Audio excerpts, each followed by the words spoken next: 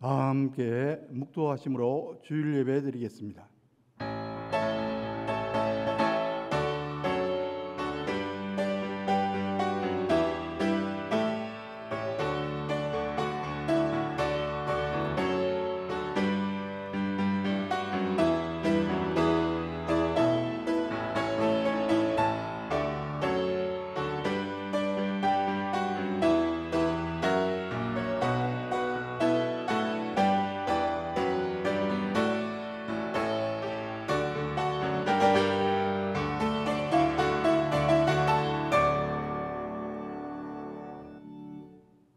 하나님은 영이시니 예배하는 자가 영과 진리로 예배할지니라. 세상 만물을 창조하시고 지금도 섭리하시는 삼위일체 하나님께 찬송과 영광과 존귀를 돌리옵나이다. 우리의 신성한 피난처가 되시는 하나님 아버지, 지난 한 주간도 부족한 저희들을 주님의 날개 아래 품어주시고 오늘 대림절 세 번째 주일 예배드리게 하심을 진심으로 감사드립니다. 죄인인 우리에게 구원과 영생을 주시기 위하여 육신을 입고 이 땅에 오신 아기 예수님을 기억하며 마음과 정성을 다하여 예배드립니다. 주님 오셔서 우리의 지친 몸을 어루만져 주시고 상한 마음을 위로하여 주시옵소서. 우리의 귀를 열어 주님께서 들려주시는 소망의 말씀을 듣게 하여 주시옵소서. 예수 그리스도의 이름으로 간절히 기원하옵나이다. 아멘. 모두 일어나셔서 1장 찬송을 드리겠습니다.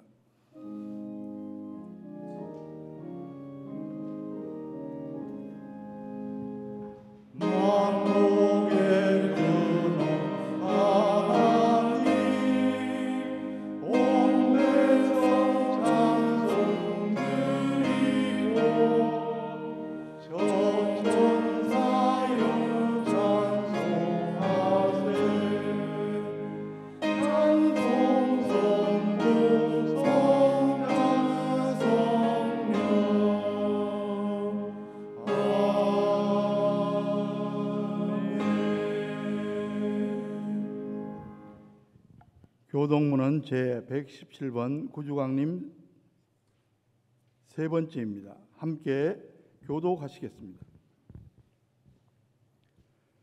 광야와 메마른 땅이 기뻐하며 사막이 백합같이 피어 즐거워하며 무성하게 피어 기쁜 노래로 즐거워하며 레바논의 영광과 갈멜과 샤론의 아름다움을 얻을 것이라. 그것들이 여호와의 영광 곧 우리 하나님의 아름다움을 보리로다. 너희는 약한 손을 강하게 하며 떨리는 무릎을 굳게 하며 겁내는 자들에게 이르기를 굳세어라. 두려워하지 말라. 보라 너희 하나님이 오사 보복하시며 갚아주실 것이라. 하나님이 오사 너희를 구하시리라 하라. 그때에 맹인이 눈이 밝을 것이며 못 듣는 사람의 귀가 열릴 것이며 그때 저는 자는 사슴과 같이 뛸 것이며 말 못하는 자의 혀는 노래하리니 이는 광야에서 물이 솟겠고 사막에서 시내가 흐를 것임이라. 뜨거운 사막이 변하여 못이 될 것이며 메마른 땅이 변하여 원천이 될 것이며 성냥이에 눕던 곳에 풀과 갈대와 부들이 날 것이며 거기에 대로가 있어 그 길을 거룩한 길이라 일컬는 바 되리니 깨끗하지 못한 자는 지나가지 못하겠고 오직 구속함을 입은 자들을 위하여 있게 될 것이라. 아멘. 기도하겠습니다. 이제 하나님과 나만이 하는 죄를 참회하며 기도드립니다.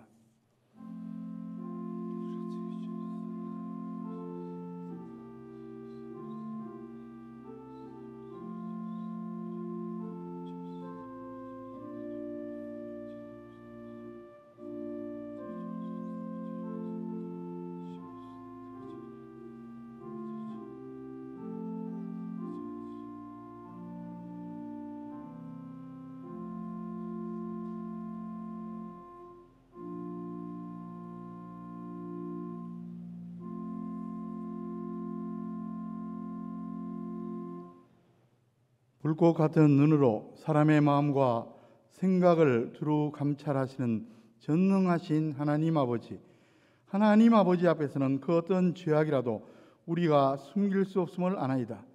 주님께서 우리에게 베풀어 주시는 은혜는 너무나 크고 많습니다. 십자가의 보혈로 우리를 구원하셨고 날마다 생명의 길로 인도하여 주시며 부족한 우리에게 직분도 주셔서 주님을 섬기며 살게 하셨습니다. 벌써 한 해가 저물어가고 있지만 저희들은 그동안 주님께서 맡겨주신 일은 뒤전으로 밀어놓은 채 세상 일에만 매달려 살았습니다. 계속되는 코로나19 때문에 기도하는 대신에 탄식하였으며 하나님이 아니 계신 듯 절망적인 생각을 하면서 살았습니다. 주님을 본받아 온유하고 겸손하게 살아야 했건만 저희들의 말과 행동은 거칠고 조급하였습니다. 입술로는 늘 회개하였으나 행동으로는 바뀐 것이 없었고 실천으로 옮긴 것도 없었습니다. 이 시간 저희들이 주님의 긍휼하심만을 믿고 죄를 낱낱이고 하니 다 용서하여 주시옵소서. 저희들의 믿음 약함을 용서하여 주시옵소서. 불신앙적인 생각과 부정했던 모든 행실을 고쳐 주시옵소서. 예수 그리스도의 이름으로 이 참여하는 기도를 드리옵나이다. 아멘. 만일 우리가 우리 죄를 자백하면 그는 미쁘시고 의로우사 우리 죄를 사하시며 우리를 모든 불의에서 깨끗하게 하실 것이요 그런즉 누구든지 그리스도 안에 있으면 새로운 피조물이라 이전 것은 지나갔으니 보라 새 것이 되었도다. 아멘. 사도신경으로 신앙 고백하시겠습니다. 나는 전능하신 아버지 하나님 천지의 창조주를 믿습니다. 나는 그의 유일하신 아들 우리 주 예수 그리스도를 믿습니다. 그는 성령으로 잉태되어 동정녀 마리아에게서 나시고 본디오 빌라도에게 고난을 받아 십자가에 못 박혀 죽으시고 장사된 지 사흘 만에 죽은 자 가운데서 다시 살아나셨으며 하늘에 오르시어 전능하신 아버지 하나님 우편에 앉아 계시다가 거기로부터 살아있는 자와 죽은 자를 심판하러 오십니다.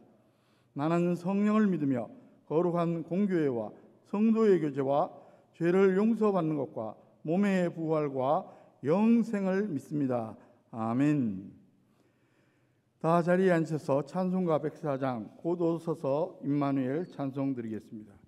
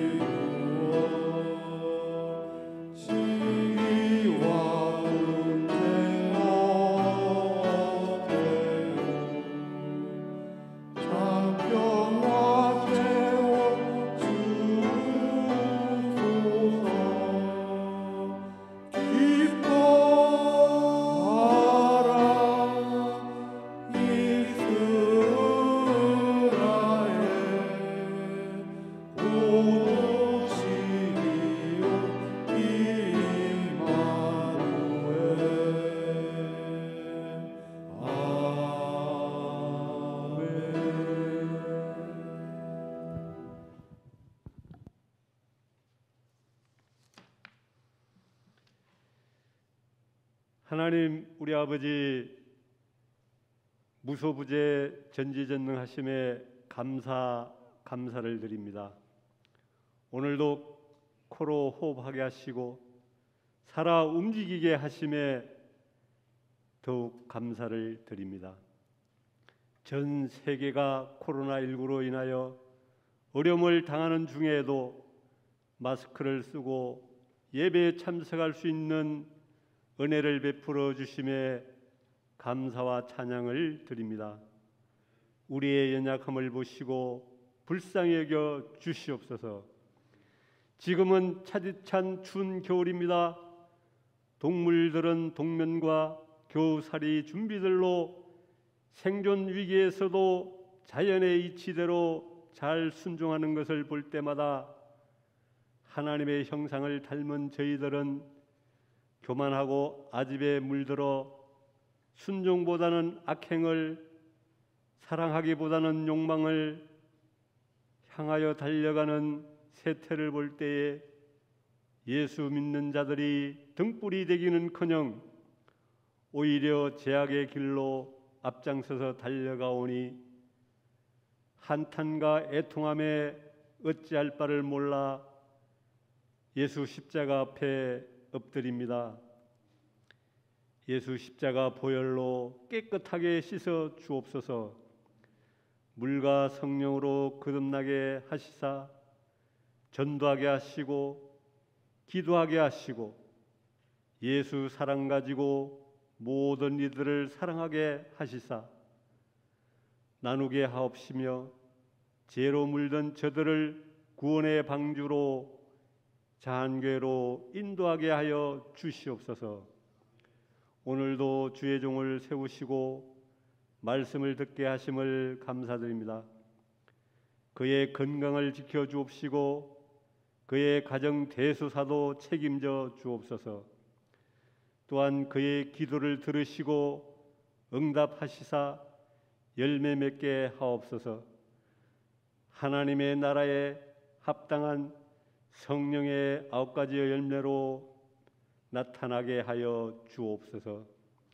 말씀을 듣는 저희들에게는 욕심이, 정욕이, 악함이 깨끗하게 사라지게 하옵시고 우리 마음 신비에는 하나님의 사랑이 넘쳐 흘러 주는 자가 되게 하옵소서.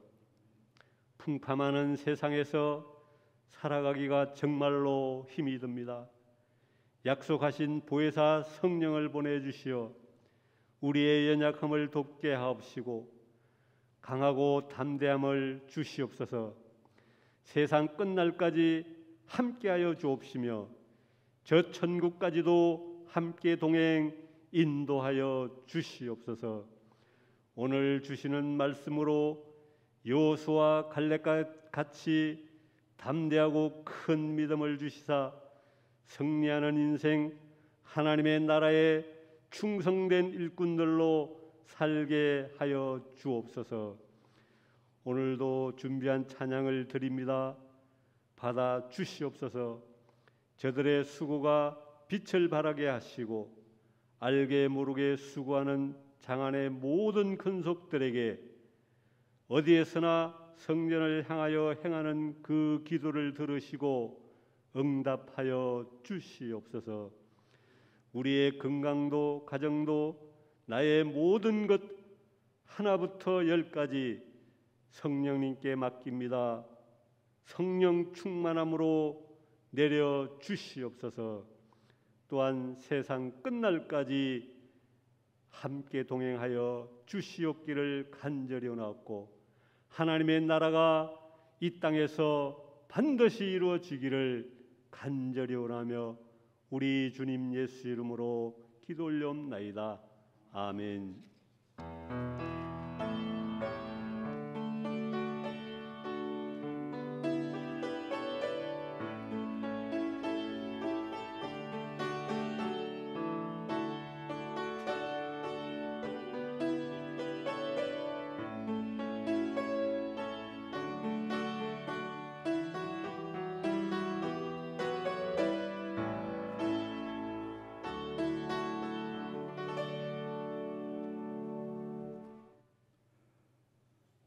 우리에게 주신 하나님의 말씀은 신약 누가복음 1장 28절에서 35절까지 말씀입니다.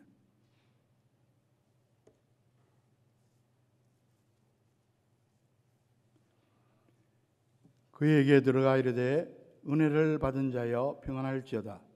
주께서 너와 함께 하시도다니.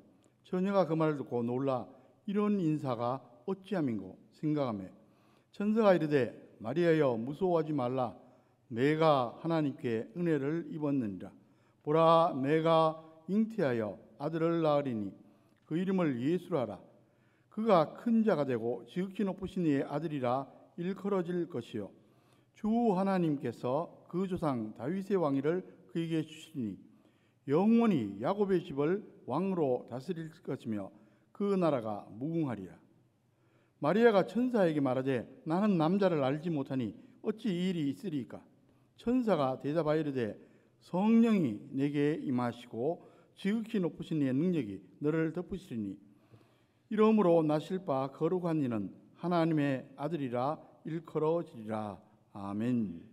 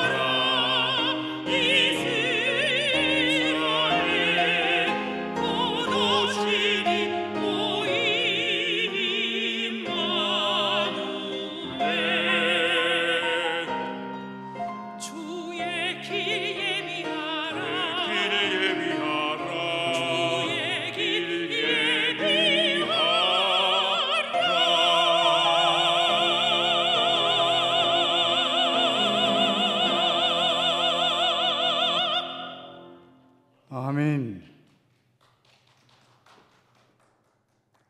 다시 한번 기도하겠습니다. 아름답고 신령한 찬양을 흠양하신 하나님 아버지, 이 시간 저희들에게 말씀하여 주시옵소서. 말씀을 대언하는 자, 말씀을 받는 자들 같은 성령님께서 주관하여 주시옵소서.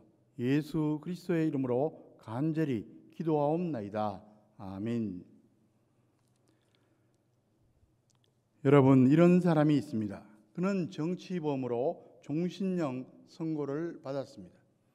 그가 투옥되자 가족들은 살던 집을 빼앗기고 변두리로 쫓겨갔습니다.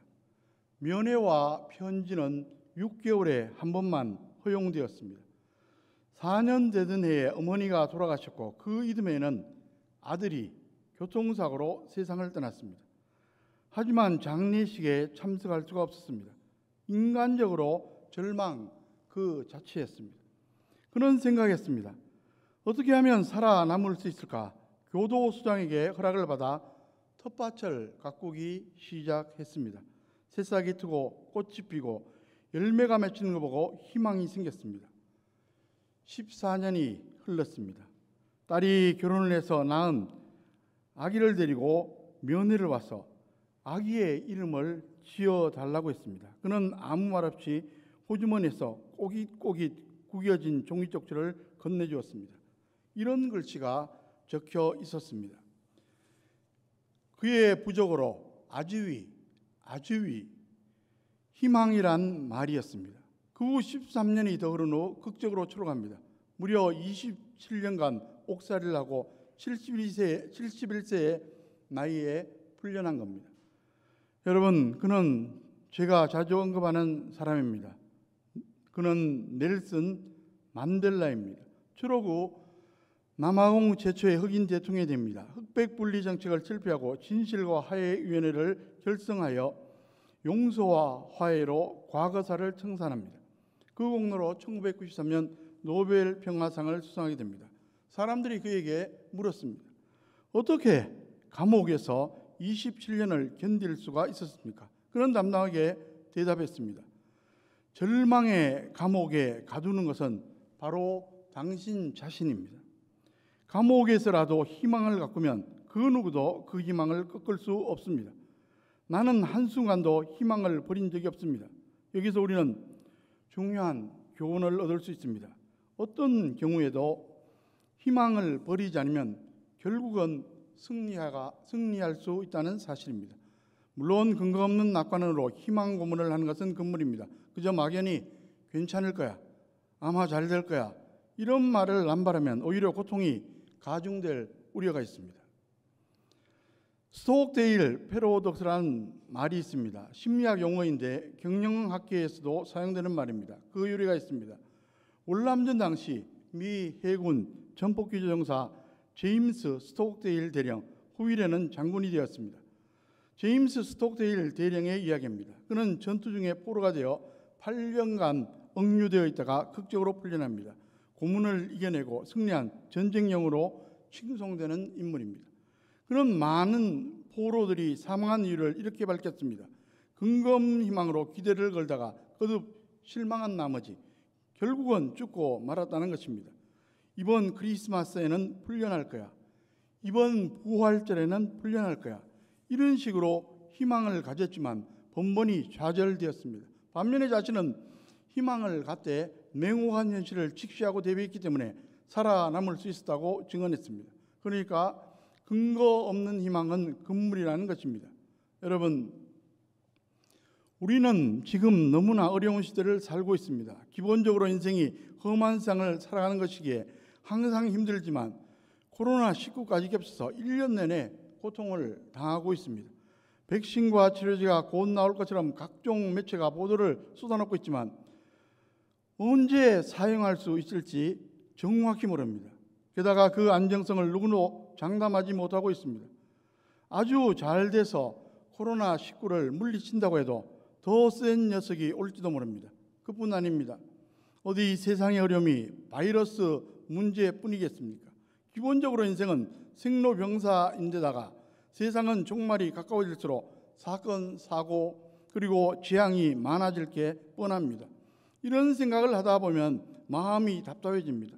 이런 데 둘러싸여 살다 보니까 자칫 절망하기 쉽습니다. 그러면 인생이 어떻게 되겠습니까? 보나마나 실패하고 말 겁니다. 단 한 번뿐인 인생인데 그럴 수는 없습니다. 그렇다면 우리는 과연 어떻게 해야 이 어려운 현실 가운데서 승리의 인생을 살아갈 수 있습니까? 희망을 가져야 합니다. 그런데 근거 없는 낙관으로 희망 고문을 당하면 곤란합니다. 우리는 필히 근거 있는 희망을 가져야 합니다. 과연 근거 있는 희망은 어디에 있습니까? 오직 예수 그리스도에게 있습니다. 아무쪼록 어려운 시대를 살아가지만 예수 그리스도에게서 근거 있는 희망을 발견함으로 흔들림 없이 승리하는 저와 여러분 되시기를 주의 이름으로 간절히 축원합니다. 지금은 교회 절기로 대림절입니다. 대림절은 성탄절 직전 4주 동안 지키는 절기입니다. 영어로는 어드벤트라고 말하는데 도래 혹은 출현이라는 뜻입니다. 그러니까 대림절은 예수 그리스도께서 이 세상에 오심을 기념하며 성탄절을 준비하는 시즌입니다. 그래서 성탄절까지 성탄과 관련된 말씀들을 계속 살펴보고 있습니다. 이 시간에는 마리아에 관한 말씀을 함께 살펴보고자 합니다. 오늘 본문은 하나님께서 천사를 보내서 마리아에게 예수 그리스도의 잉태를 통보하는 사건의 기록입니다. 여러분, 천사가 마리아에게 찾아가서 했던 인사 한 말이 무엇입니까? 28절 말씀을 보십시오.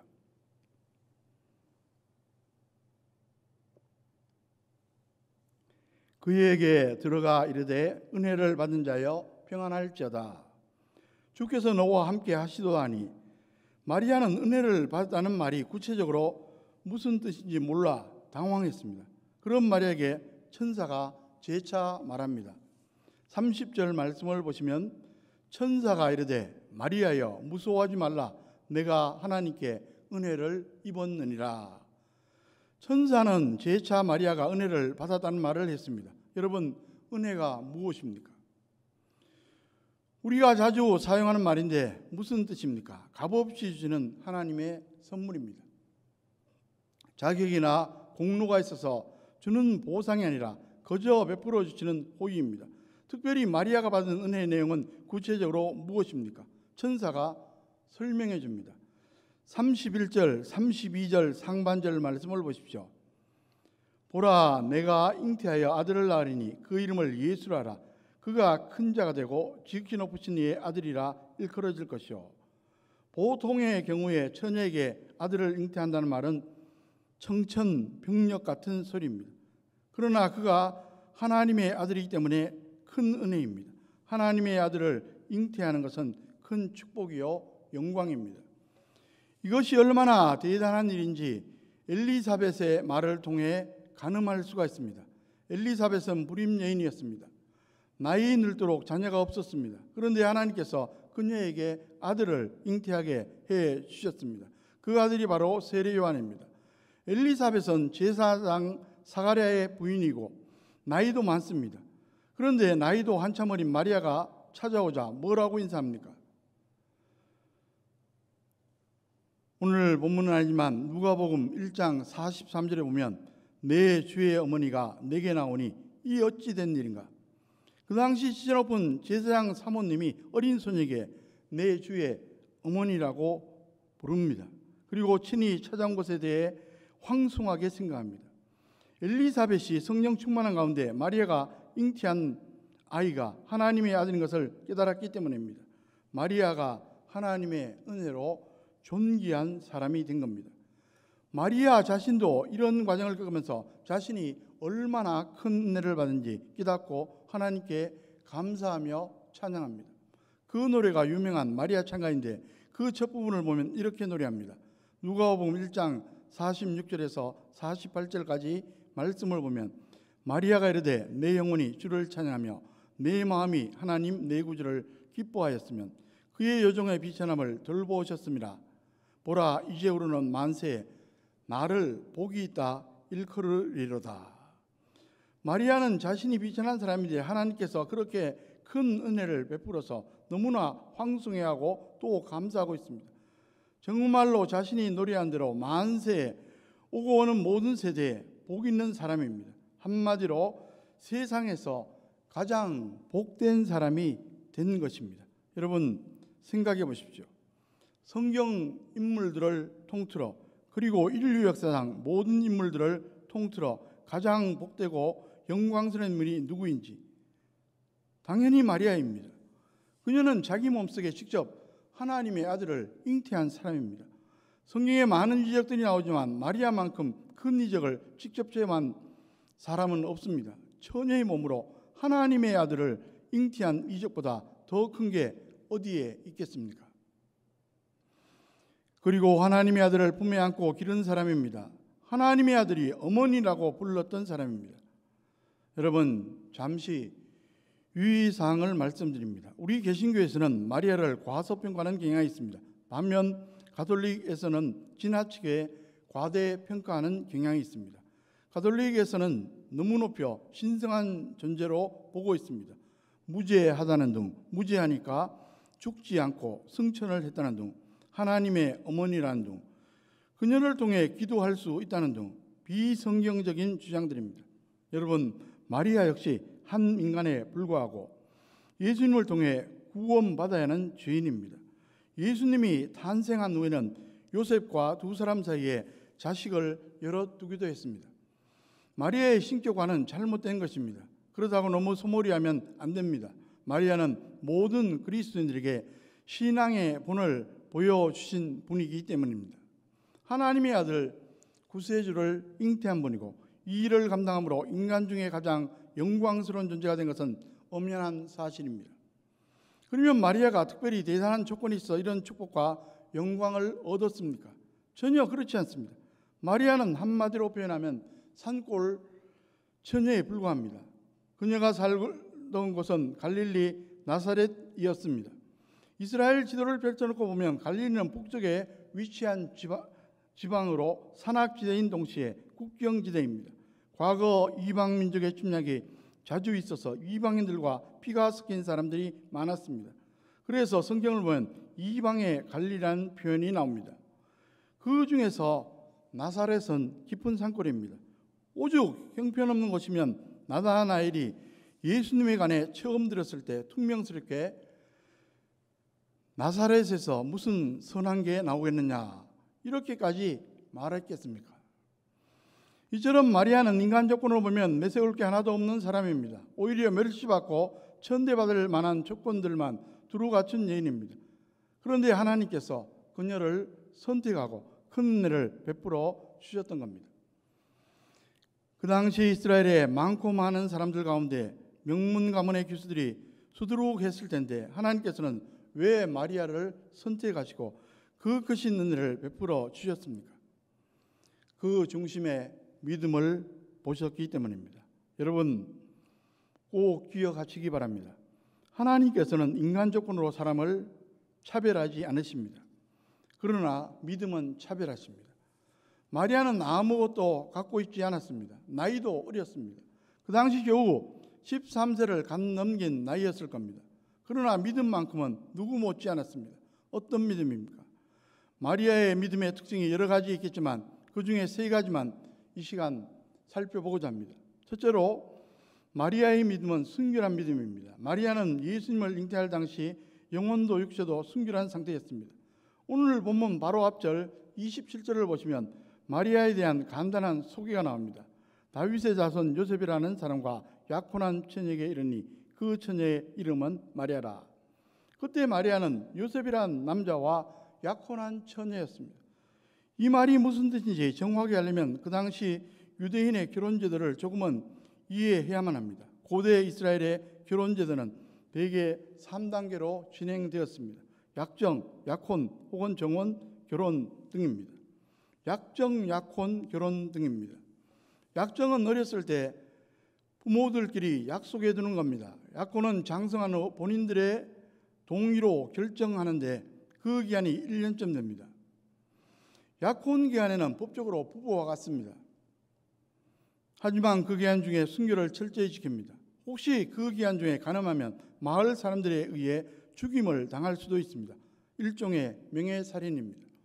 약혼 기한을 마치면 정식으로 결혼하게 되는데 이때 비로소 완전한 부부로 동거하게 됩니다. 그러니까 유대인 사회에서 약혼한 여자라고 하면 그 순결성을 공인받는 것입니다. 하나님께서는 그런 약혼 상태에 있는 마리아를 선택해서 예수 그리스도를 잉태하게 하셨습니다. 이렇게 함으로 예수님이 하나님의 아들이면서 무죄한 인간으로 태어날 수 있게 하신 겁니다. 그래야 인간의 죄를 대속할 수가 있습니다. 남자와 여자 사이에 태어난 인간은 예외 없이 죄인이고 자신의 죄가 있는 상태에서 남의 죄를 대속하는 것은 불가능합니다. 그래서 하나님의 아들이 순결한 처녀의 몸을 빌려 무지한 인간으로 오신 것입니다. 예수님은 다윗의 후손인 마리아에게 성령으로 잉태되셨고 십자가에 달려 죽으셨다가 부활하심으로 자신이 하나님이면서 동시에 인간임을 증명하셨습니다. 그러니까 약혼한 처녀 마리아에게 하나님의 아들을 잉태하게 하신 것은 하나님의 절묘한 역사임을 알 수가 있습니다. 여러분 기억하십시오. 하나님은 우리에게 대단한 조건을 요구하시지는 않지만 순결은 요구하십니다.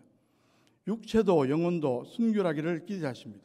그런 사람에게 큰 은혜를 베풀어 주십니다. 사도 바울도 그릇 비유로 이런 사실을 증거합니다. 디모데후서 2장 20절 21절에 보면 큰 집에는 금그릇과 은그릇뿐 아니라 나무그릇과 질그릇도 있어 귀하게 쓰는 것도 있고 천하게 쓰는 것도 있나니 그러므로 누구든지 이런 것에서 자기를 깨끗하게 하면 귀히 쓰는 그릇이 되어 거룩하고 주인의 쓰심에 합당하며 모든 선한 일에 준비함이 되리라. 여러분, 그릇은 만들어진 재료보다 깨끗함이 더 중요합니다. 금그릇이 아니라 깨끗한 그릇이 귀한 그릇입니다. 음식이 아무리 좋아도 그릇이 더러우면 담을 수가 없습니다. 깨끗한 그릇이 우선이고 그 다음에 금그릇이냐 은그릇이냐를 따질 수가 있습니다. 어느 경제학자가 쓴 글에서 이런 자료를 본 적이 있습니다. 한국의 청렴도는 OECD 국가들 중에 하위에 속합니다. 학자들의 연구에 하면 한 국가의 청렴도가 1% 올라갈 때 1인당 GDP 0.029% 상승한다고 말합니다.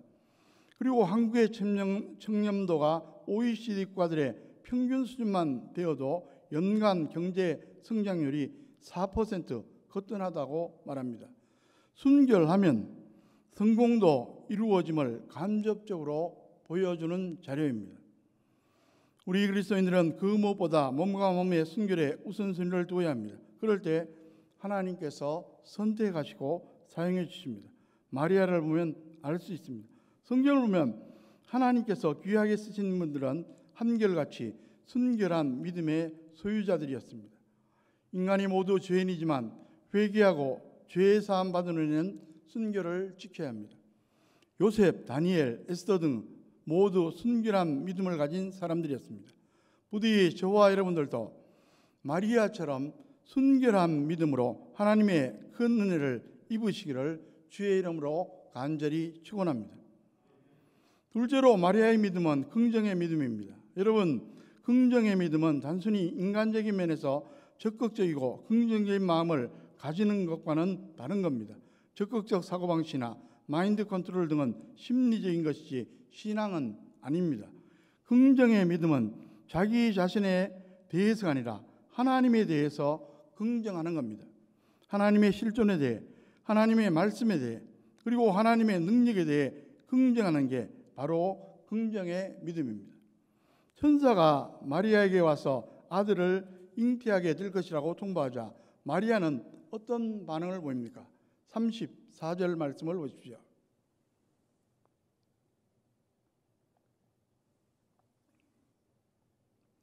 마리아가 천사에게 말하되 나는 남자를 알지 못하니 어찌 이 일이 있으리까? 여기서 알다라는 단어가 매우 중요합니다. 단순한 지식이 아닙니다. 헬라어로 기노스코인데 깊은 관계 속에서 아는 것을 의미합니다. 마리아로서는 당황스러울 수밖에 없었지만 그렇다고 마리아가 무조건 부정하고 거부한 것은 아닙니다. 잘 보면 마리아의 긍정적인 믿음을 엿볼 수가 있습니다. 어떻게 라고 묻습니다. 왜가 아닙니다.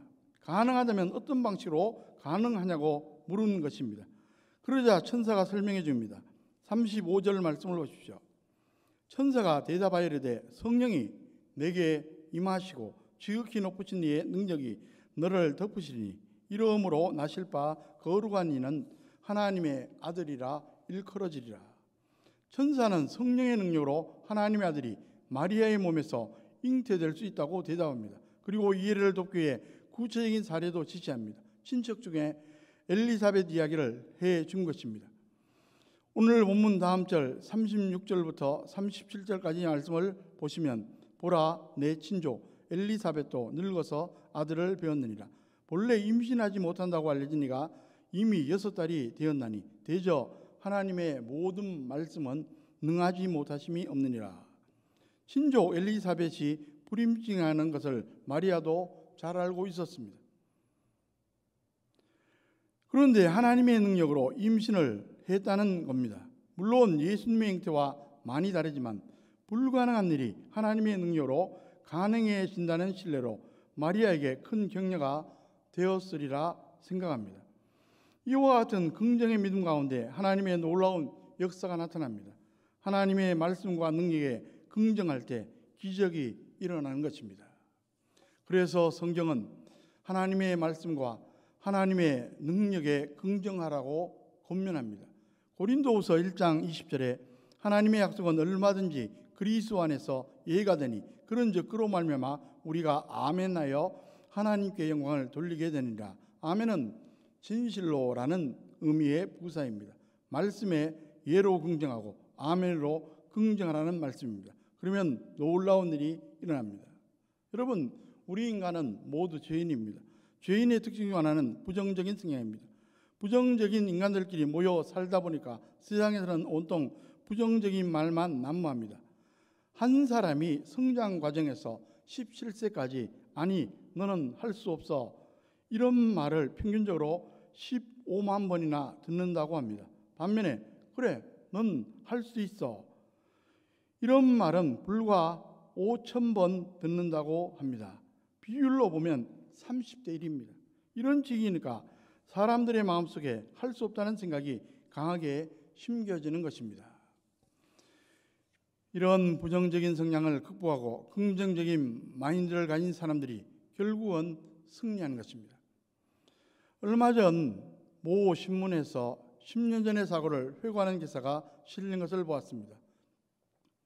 2010년 8월에 남미 칠레 산호세 광산에서 작업 중인 33명의 강부가 지진 여파로 광산이 붕괴되어 갱도에 매몰된 사고였습니다. 지하 700m의 갱도였는데 그들은 90%의 습도와 섭씨 32도로 무더운 가운데 두려움과 불안감에 휩싸였습니다. 불안해서 우는 사람도 있었고 유언장을 쓰는 사람도 있었습니다. 그런데 긍정적인 믿음의 사람들을 중심으로 마음을 추스르고 동료애를 뭉쳐 열심히 기도하며 버텼습니다. 그런 가운데 구조작업이 성공해서 매몰 69일 만에 33명 전원이 무사히 구조되었습니다. 그들 중 많은 이들이 나오자마자 하나님 앞에 엎드려 기도하는 모습이 매우 인상적이었습니다. 그들은 매몰되었던 그곳에 이런 기록을 남겼습니다. 지하갱도에서 33명이 8월 5일부터 10월 13일까지 살아노라. 하나님이 우리와 함께 하셨도다. 그들이 구조된 것은 막연한 가능성보다 하나님께서 분명히 살아계시고 그들과 함께 하심을 바라본 것, 그리고 간절한 기도 때문이었습니다. 구조한 노력과 기술력도 물론 중요했지만 그들이 69일 동안 버티지 못했다면 결코 살아남지 못했을 것입니다. 저와 여러분들은 지금 어떤 상황에 처해 있습니까? 혹시 다소방 가운데 절망감을 느끼고 있지는 않습니까? 하나님을 모르거나 인정하지 않은 세상 사람들은 몰라도 우리는 그럴 수가 없습니다. 나 같은 죄인 살리신 작시자 존 뉴턴이 이런 말을 남겼습니다. 그리스도인의 사전에는 절망이라는 단어가 없다.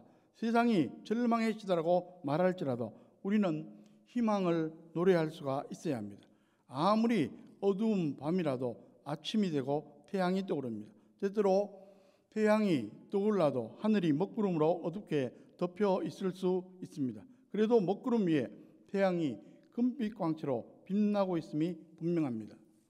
아무쪼록 이 시대 마리아와 같이 긍정의 믿음으로 승리하는 저와 여러분 되시기를 주의 이름으로 간절히 축원합니다.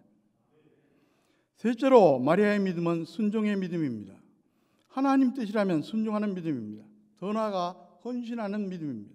천사가 성령 잉태 사실을 통보하니까 마리아의 반응이 어떠했습니까?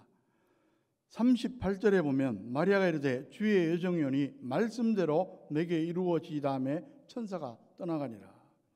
마리아는 그대로 순종합니다. 그리고 자신을 바쳐 헌신합니다. 여종이란 말 속에 그의 믿음이 다 포함되어 있습니다. 여종, 이 말은 헬라어로 둘레인데 여자 노예를 의미합니다. 주인이 죽고 나면 죽는 게 그 당시의 노예입니다. 마리아는 하나님의 말씀이라면 죽든지 살든지 순종하겠다는 반응입니다. 가정입니다만 만일 그 상태에서 마리아가 아기를 낳는다면 어떻게 됩니까? 인간적으로 암담합니다. 파혼의 위기, 미혼모로 비난받을 위기, 죽임을 당할 위기 등 끔찍한 일들이 벌어질 수가 있습니다. 마리아는 그 모든 것을 각오하고 순종한 것입니다. 여러분, 하나님께서는 이런 순종의 믿음을 가진 사람을 찾으십니다. 예수님께서도 말씀하셨습니다. 누가복음 9장 23절에서 또 무리에게 이르시되 아무든지 나를 따라오려거든 자기를 부인하고 날마다 제 십자가를 지고 나를 따를 것이니라. 주님을 따른다는 것은 자신의 뜻을 부정하고 주님의 뜻에 순종하는 것을 의미합니다. 그럴 때 하나님의 놀라운 약속이 있습니다. 마가복음 10장 29절 30절에 보면 예수께서 이르시되 내가 진실로 너희에게 이르니 나와 복음을 위하여 집이나 형제나 자매나 어머니나 아버지나 자식이나 전토를 벌인 자는 현세에 있어 집과 형제와 자매와 어머니와 자식과 전토를 100배나 받되 박해를 겸하여 받고 내세에 영생을 받지 못할 자가 없느니라. 고난도 있지만 그와 비교할 수 없는 엄청난 은혜와 축복의 역사가 있다는 겁니다. 그런 점에서 순종은 의무라기보다는 특권입니다. 여러분, 성경을 보십시오. 수많은 지적들이 모두 순종할 때 일어났음을 발견하실 것입니다. 순종의 믿음은 이렇게 놀라운 겁니다. 말씀을 정리합니다. 마리아는 인간 중에서 가장 큰 은혜를 받았습니다. 그 과정 속에 두려움도 고난도 아픔도 있었습니다. 그러나 그녀가 그렇게 큰 은혜를 받을 수 있었던 이유가 무엇입니까? 인간 조건이 뛰어나서가 아닙니다. 믿음이 뛰어나서였습니다. 순결의 믿음, 긍정의 믿음, 그리고 순종의 믿음을 가지고 있었습니다. 부디 마리아와 같은 믿음의 그릇을 잘 준비하셔서 하나님께서 예배하신 큰 은혜를 체험하는 저와 여러분들 되시기를 주의 이름으로 간절히 축원합니다. 기도하겠습니다. 하나님 아버지, 예배 필수 요원 외에는 모두 온라인 예배로 지금 드리고 있습니다. 국가적인 어려움 가운데 저희들 순종하고 있습니다. 하나님 아버지, 속히 코로나19 문제가 해결되도록 저희들에게 은혜를 베풀어 주시옵소서. 이 시간 간절히 기도합니다. 예배하는 현장에 맞춰서 오늘 마리아와 같은 크신 은혜를 그들에게 베풀어 주시옵소서. 특별히 육신의 약함으로 인해 고생하는 분들, 주님께서 약한 부분들을 보수해 주시며 중한 질병에서도 노임받을 수 있도록 특별한 기적의 역사도 나타내 주시옵소서. 입시의 문제, 또 취업의 문제, 진급의 문제, 여러 가지 우리 일상사의 문제를 놓고 기도하는 분들이 있습니다. 그 기도 들어주시고 주님께서 역사하셔서 만족한 결과 나올 수 있도록 도와주시옵소서. 이 모든 말씀 예수 그리스도의 이름으로 간절히 기도하옵나이다. 아멘. 다 함께 212장 겸손히 주를 섬길 때 찬송 드리겠습니다.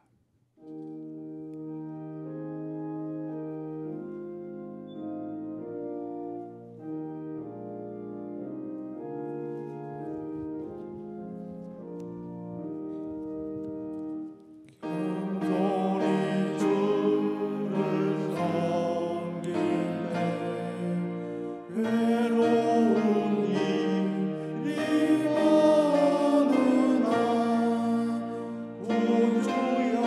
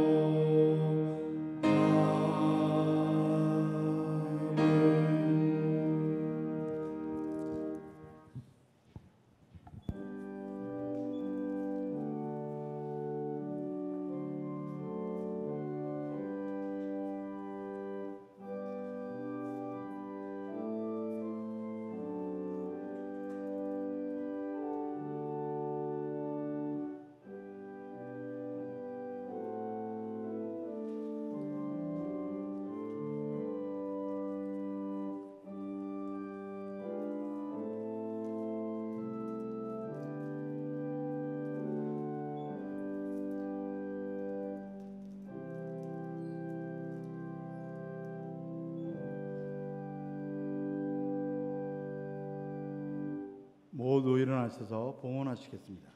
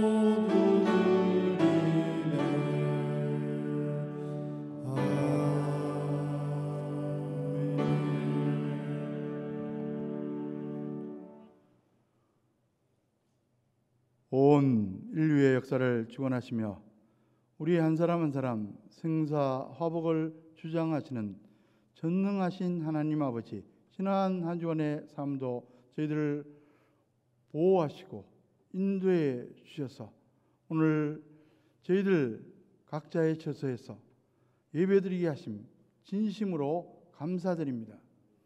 하나님의 크고 놀라우신 은혜에 감사해서 정성껏 준비한 봉헌 예물을 가지고 나왔습니다. 주일 헌금을 드렸습니다. 범사의 하나님의 주인 되심을 고백하는 마음으로 열애 하나 구별해서 11정금을 드렸습니다. 여러 가지 제목을 가지고 감사헌금을 드렸습니다. 선교, 비전 헌금도 드렸습니다. 이 모든 봉헌 예물과 함께 우리의 마음도 연락하여 주시옵소서. 장안교회 권석들 하는 일들을 축복하여 주시며 경제적인 여러 가지 어려움도 있지만 잘 극복하고 전화 위복될 수 있도록 인도하여 주시옵소서. 오늘도 우리와 함께 예배 드리고 싶지만 여러 가지 사정으로 함께 하지 못하는 분들이 있습니다.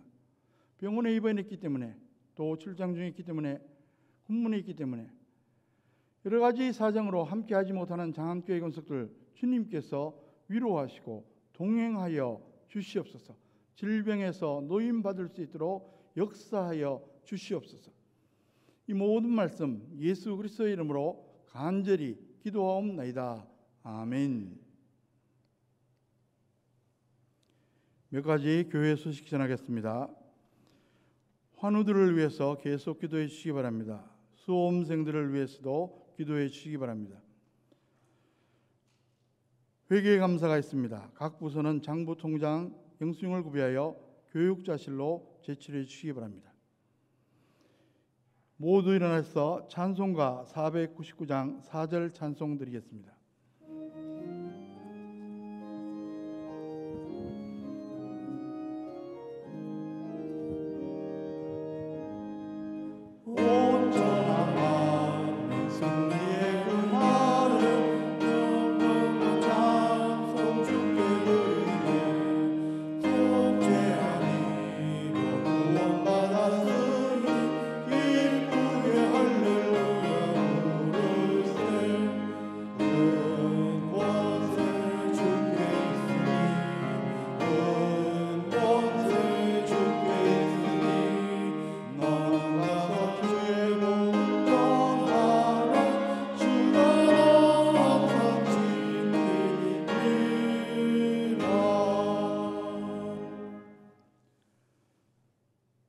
이제는 복의 근원 되신 우리 주 예수 그리스도의 은혜와 독생자를 십자가 희생의 제물로 삼아 우리를 죄와 사망 가운데서 건져 영원한 천국의 삶을 얻게 하신 하나님 아버지의 극진하신 사랑하심과 범사에 우리의 삶을 인도하시며 우리의 삶이 합력해서 선을 이루며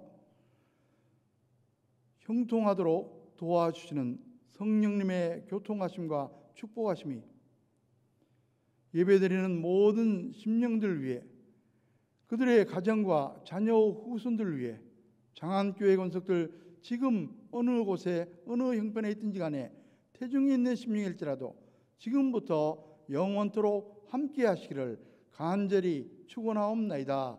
아멘.